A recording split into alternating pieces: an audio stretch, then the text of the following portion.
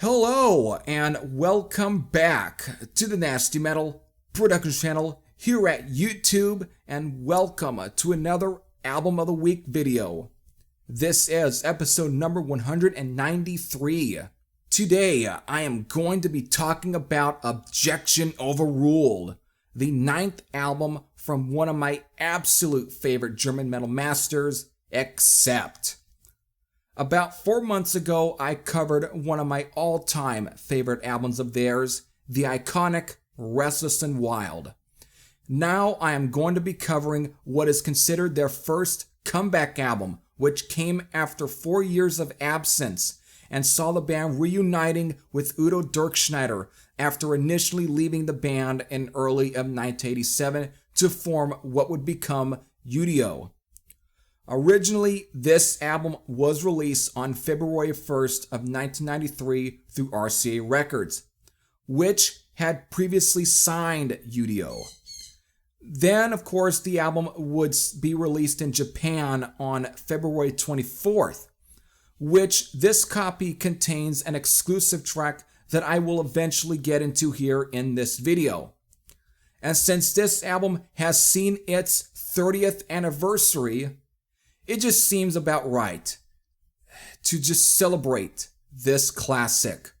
So let's begin. After disagreements over the direction that the music should take in, songs were written, but none of them would be used for an Accept record. Wolf Hoffmann wanted to go further into the mainstream rock direction, which would result in Wolf just scrapping the already written material in favor of more melodic rock songs that would be more radio appealing. Whereas Udo wanted to keep the already written material, which, had they been recorded under Accept, the music would have kept them firmly planted in the Teutonic heavy metal that Accept built with mammoths like Breaker, Restless and Wild, and, of course, Balls to the Wall. So what happened was that Udo left and took the songs with him, and thus U.D.O. was born, and releasing the debut album Animal House in 1987, and of course the follow-up album Mean Machine in 1989. But Wolf Hoffmann, on the other hand, kept Accept and would eventually replace him with an American singer named David Reese, thus releasing the polarizing album Eat the Heat. Diehard fans felt it was the death of Accept and pretty much just favored the two U.D.O. albums that were released in this time. They felt that U.D.O. was more Accept than Accept in 1989, which is a fact. U.D.O. had just more of the classic Accept sound, whereas Wolf was just trying to really chase that almost hair metal kind of sound that everyone was kind of going for still. Again, like Bon Jovi and Cinderella and Poison and so on. Even though it's probably heavier than some of that stuff, still it just did not sound anywhere near like the classics like Balls to the Wall, Restless and Wild, and Breaker and all of that. It just didn't. And Animal House, which pretty much was an Accept record, all in music and stuff, the material, it was all written under Accept. It wasn't recorded as Accept. It was recorded as U.D.O. And of course, Mean Machine, just again, it just stayed in that tone. So again, it's just what was easier for a lot of the diehard Accept fans to basically follow Udo with U.D.O. and just break apart from Wolf Hoffmann and Peter Baltz and all that, because of they obviously were going in this very American sort of direction that just jaded a lot of the core German metal fans and even the fans here in the United States that really loved the Accept sound that they had built with a lot of those classics. So, in result, this put Accept on a 4-year absence. U.D.O. went on to release 2 more albums, Faceless World in 1990, which was a more melodic album in tone, but still had that classic Teutonic metal that Udo built with Accept. And then the brilliant Time Bomb in 1991. But by 1992, Wolf Hoffmann had feelings of getting back Udo Dirkschneider, So after an agreement, Udo put U.D.O. to rest to rejoin Accept, thus returning with a forceful bite on February 1st of 1993 with Objection Overruled. So the album here contains about 11 tracks of just Germanic Teutonic steel, clocking in at 47 minutes and 52 seconds. So these 11 songs, again, here we have the title track, I Don't Want to Be Like You, Protectors of Terror, Slaves to Metal, All or Nothing, which is not a covers track, again, not a Faces cover or whatever, Bulletproof, A Manos Vida, Sick, Dirty and Mean, Donation, Just By My Own, and then ending with This One's For You. Now, the track listing doesn't end there because now I'm going to bring up the exclusive track that you can only find on the Japanese copies of this album. Of course, I'm talking about the Rich and Famous song, which, with this being the 12th track, it actually bumps the length of this album to at least 51 minutes and 5 seconds. So there it is. There's all the tracks for this album. Objection Overruled delivers what it's supposed to, and that is why this album is fondly remembered. It's back to sounding like Accept, practically acting like if Eat the Heat had never existed. However, there are only 4 of the classic members that are present here, which isn't entirely new to Accept, given that Restless and Wild was recorded as a quartet, making this album the second to be recorded as a quartet. But what's noticeable is that it's presented as a quartet and not a quintet, like on Restless and Wild. So there's no 5th member being listed here. This album was also self-produced. Not new either, because let's go back to Restless and Wild. That practically was self-produced as well.